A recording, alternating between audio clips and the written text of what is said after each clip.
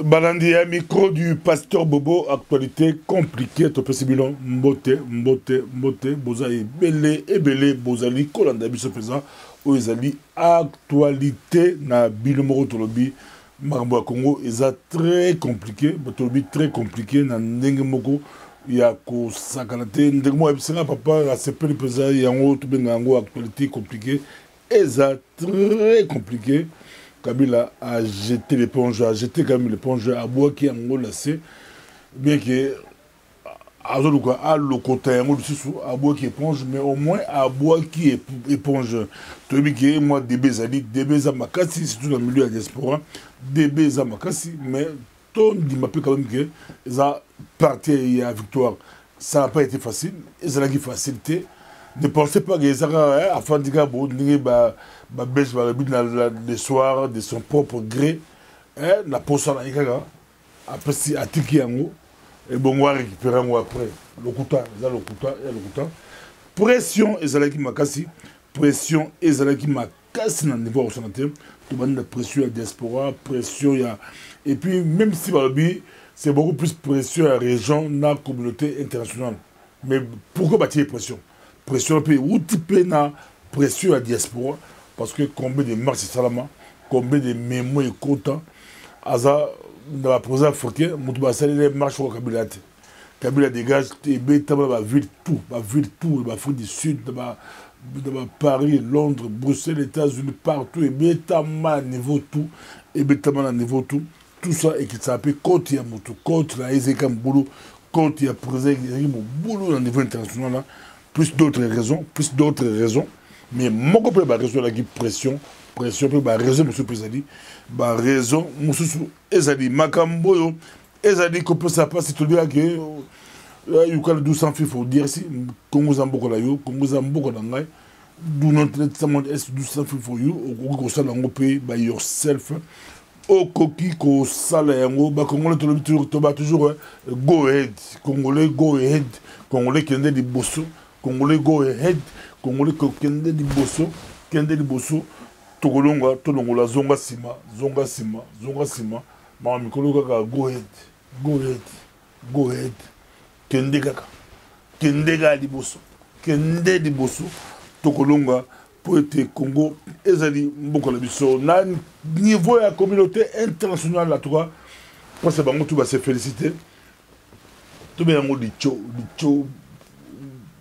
Kabila na mabele Kabila boy alali yako bomba box ba betio di kofi o lali na mabele mais bazo féliciter yo ba tout courage kaka États-Unis a félicité nenga tiki pouvoir nenga a boy ko se représenter France a félicité la région pays c'est tout tout va féliciter Kabila même des combattants c'est que singa yipa bengi yipa bi a féliciter pour être à lumbe voilà et continuer pesant lumbe possier à pays mais c'est catholique bandimi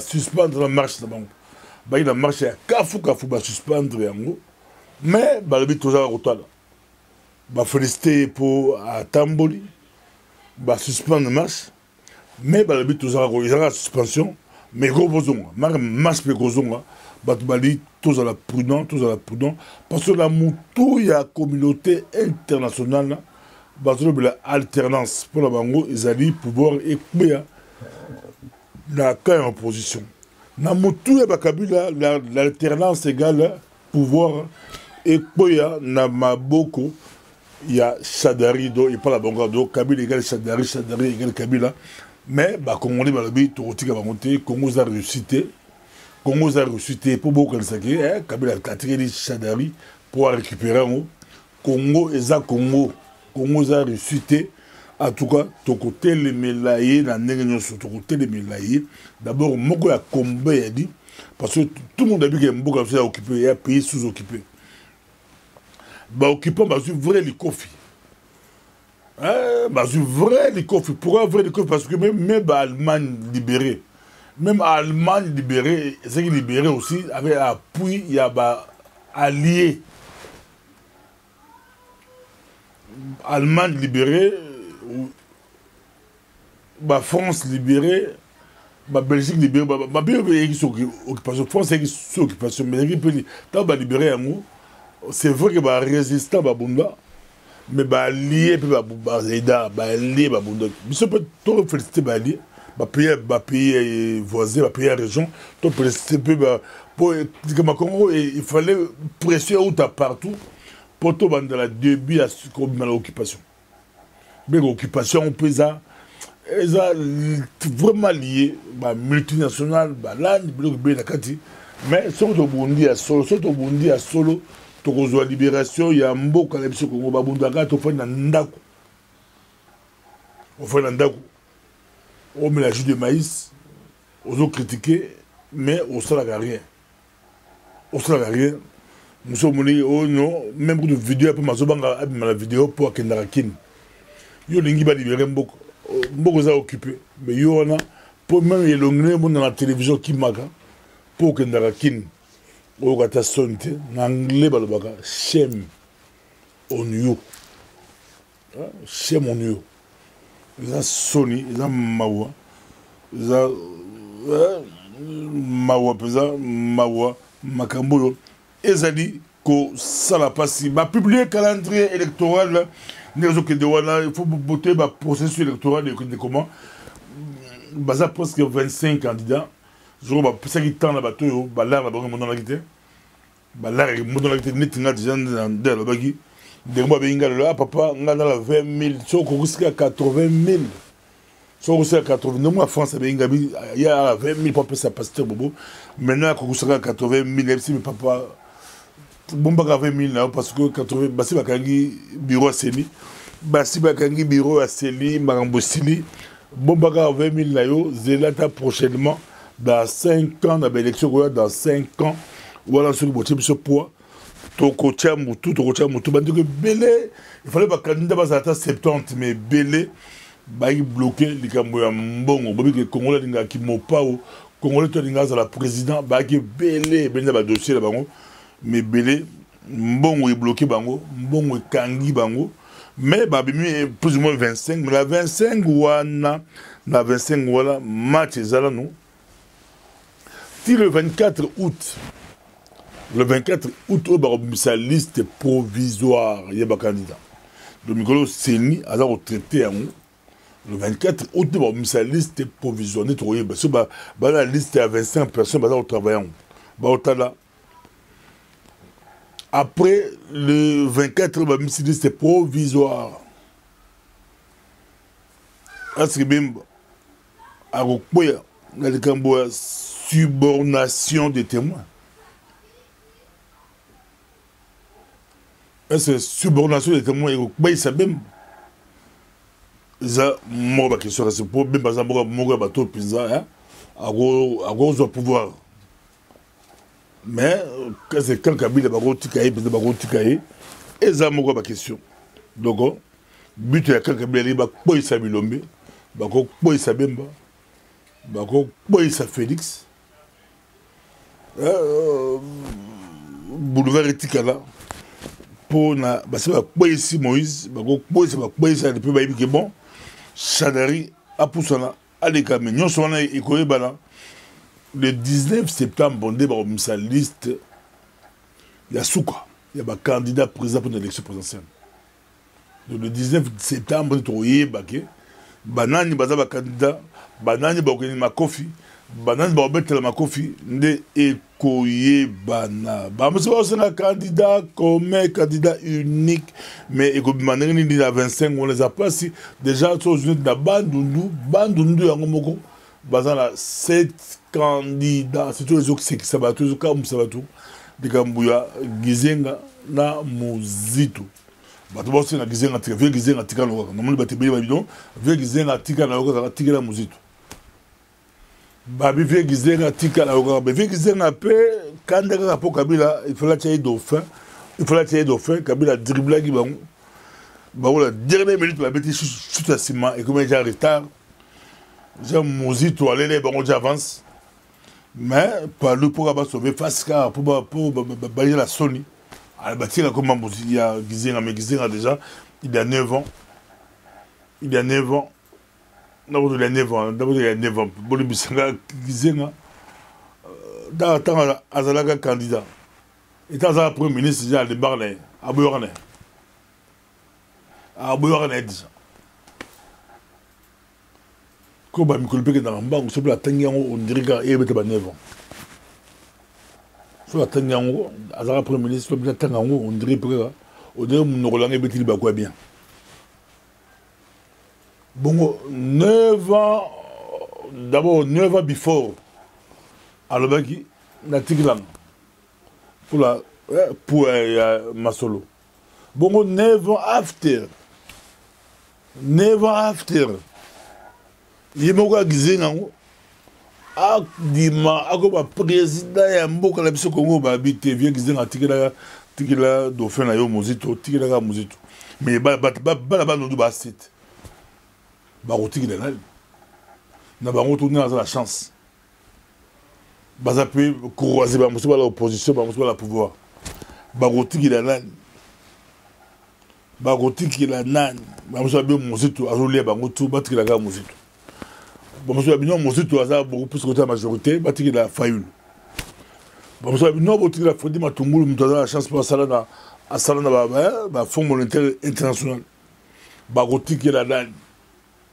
Bakoti qui la landi on les a masolo na kasa ipe bebo et belé à Rosarat. Même si bon la kasa est boti qui la Félix. Boti qui la loi Félix. Comment vous bon embrouiller Félix na kasa? Koto Sami badi baba. Koto sori tête, koto Noël Tchad, koto sori badi. Baleke belé ba kasa e boliki belé kasa e boliki belé. Chaque région, ça sera plus facile. Si on peut-être 8 ou 9 candidats. Entre bango ce que va ça là, batika dauphin moko. Non, dauphin batika candidat moko. Na côté pouvoir, bozu moko. Côté opposition, bozu moko bekozala nani na kotika la moninga. Dans les Congolais, c'est pratiquement impossible. Dans les Congolais, c'est pratiquement impossible de l'élection. Mais les patriotes, les résistants, les élections pour être occupé, sous occupation, l'élection, stratégie à pouvoir.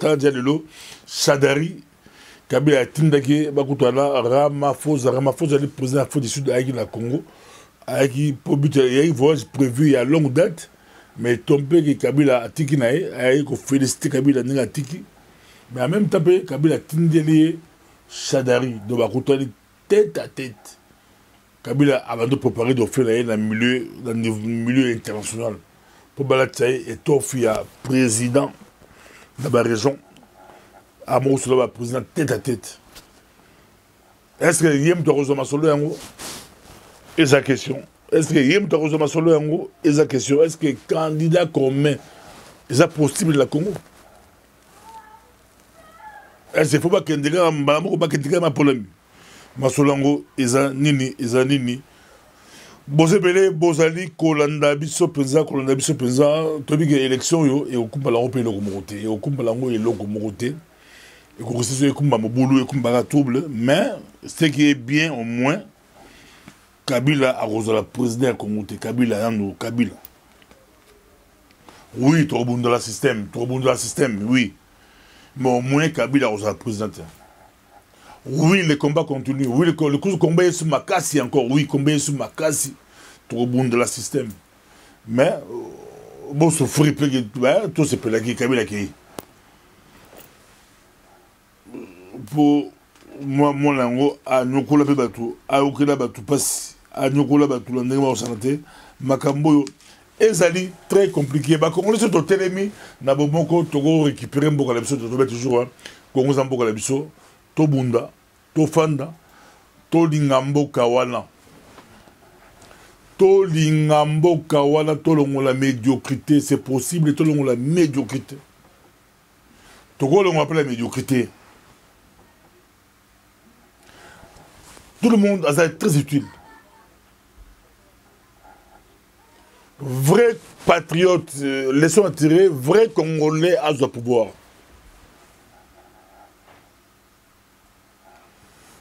Match numéro 1, Kabila le Rwandais accueilli. Bah oui, vrai Congolais d'abord, comme à Moutou et Mboka, et aux déjà victoire. Bon, to bundasiko to casser ba ramification. Bah piège à pouvoir. Congolais ont qui sima, Congolais qui humilié.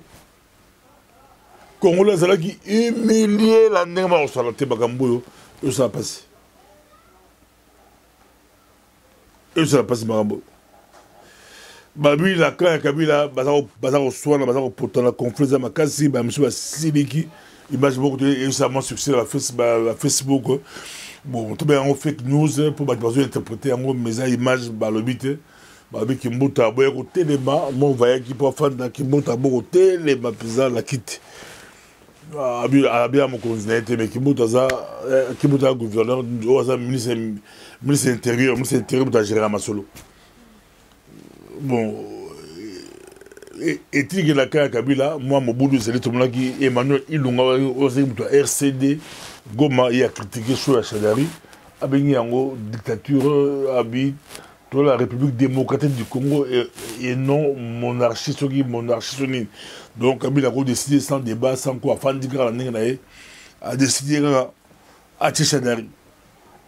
Makamboyo, Ezali, Pasi na ndenge moko ya kusanate ezali babingango actualité très compliquée pour l'ambour la Congo ezali micro du pasteur Bobo à toi de ton ami prochainement ton sur l'appel il y a juste pour que ça vous allez commencer pour organiser des sports la biso bolandaye là c'est à la canton à Jura à Rosala dans mois de septembre plus ou moins le 13 septembre à Rosala Jura à Rosala la conférence de presse dans Mulé Mindele dans Jura.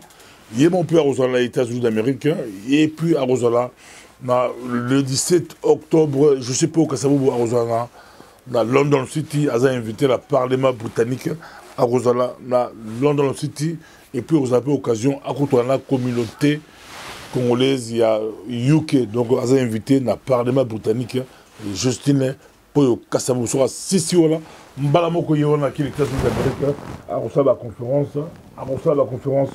dans la université même 4 fois eu 2 invitations dans les États-Unis d'Amérique a reçu la conférence dans les États-Unis d'Amérique dans la Californie a reçu Los Angeles. Merci beaucoup Ezalaki micro du pasteur Bobo de tout mon ami. Prochainement. Ce week-end, tous les gants, les gants dans le porte, tous on a campagne ma casse, tous on a campagne et vous allez ma kafu biso, tous les gants. Merci de tout mon ami. Prochainement. Merci. Bonjour chers compatriotes. Bonjour à vous tous, peuple congolais. Bonjour à vous, la diaspora congolaise. Je suis ici aujourd'hui pour vous donner encore un nouveau message afin de vous encourager tous pour que nous puissions aller de l'avant. Vous savez bien que l'élection qui nous a amenés aux responsabilités de diriger désormais la diaspora nous place aussi devant toute notre responsabilité. Et cette responsabilité exige de nous beaucoup d'efforts. Ce n'est pas une réussite que nous allons entreprendre seuls, mais c'est une réussite que nous allons entreprendre tous ensemble afin que d'une seule et même voix, nous puissions faire entendre la voix du peuple congolais dans son ensemble. Alors, évidemment, ce travail exige que nous ayons des institutions demain qui soient des institutions légitimes, qui soient des institutions crédibles et surtout qui soient des institutions qui soient vraiment représentatives de notre force, celle que nous représentons désormais, mais aussi du sérieux du travail que nous allons accomplir. Et donc, je viens vous dire que le travail est en cours, les consultations se poursuivent, bon train, et puis nous avons déjà un bureau provisoire, mais il est clair que nous avons besoin maintenant d'un bureau permanent. Et pour que ce bureau permanent soit viable, nous avons besoin de votre soutien. Il faut que chacun se donne comme leitmotiv le devoir de faire quelque chose, de mettre sa main dans la poche pour qu'ensemble nous puissions réussir et relever ce défi. Et donc j'invite chacun, par rapport au compte bancaire qui vous a été communiqué, de faire un effort inlassable, permanent, continu pour soutenir votre diaspora. Moi, je serai là toujours pour vous encourager, mais surtout pour vous défendre, parce que nous avons aussi des problèmes en diaspora qui ne sont pas toujours répercutés ou reconnus au pays. Mais il est clair que la victoire que nous allons marquer, que nous allons gagner bientôt à partir de la diaspora, aura un impact décisif sur notre pays. Et vous n'ignorez pas aujourd'hui que le calendrier est provoqué et bousculé par des imposteurs qui n'en finissent pas de s'entêter. Mais je dois vous le dire que c'est à partir de la diaspora que la victoire interviendra et que nous allons pouvoir libérer notre pays. Bandeko nangai, bino bandeko nyonso bilenge ya diaspora, bino pe ba mama awa na kati ya diaspora, na ye kopesa bino mbote pe na ye kopesa bino longonya, ngai mama na bino mama Justine, na ndenge bino moko boponaki pote na kamba diaspora. Ezali responsabilité bopesi ngai, kasi ezali pe responsabilité ya biso nyonso. Pamba te kolonga oyo tokolonga elongo na bino ezali kaka pona biso na diaspora te, ezali pe maso oyo tokopesa pona bomoye ya peuple congolais, pona bomoye ya bandeko na biso oyo bazaka kokontinue koboma. Kasi bino moko boyebi na musalo bopesi nga ba consultation ezo continue, pamba te lobi tozali na posa ba institution na biso totelemisa yango. Diaspora azala na esika kofanda, azala pe na esika kosala musala, azala pe na esika oyo yepe aza kobongisa mikanda ya kotinda bamboka na bamboka, pamba te toza pe na ba problème awa oyo tango mosusu eyebani te na kati ya mboka na biso Congo.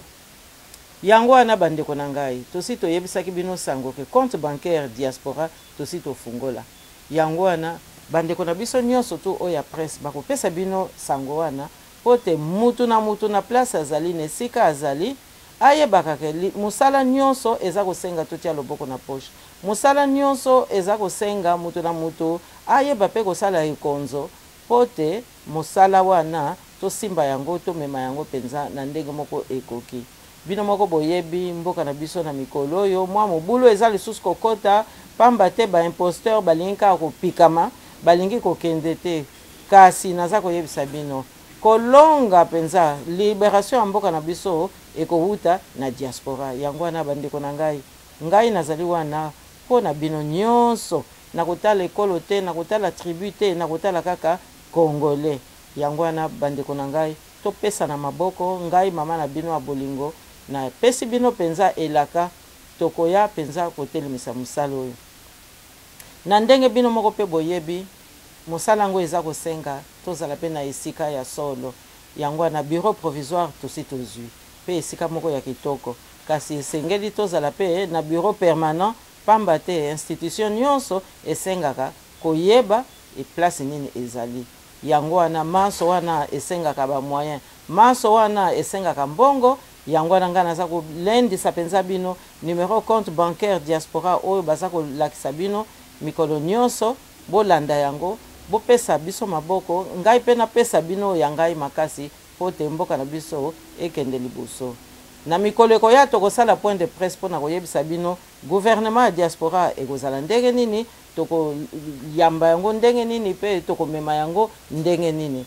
Kasi pona moya lelo botika nanu tosilisa misala wana ya koyoka ndeko na ndeko, ya koyoka groupe na groupe po toya penza kozwa mayele ya kosikola mboka na biso. Napesi bino putulu, napesi pe bino mbote mingi, ngai wa bino abolingo mama Justine.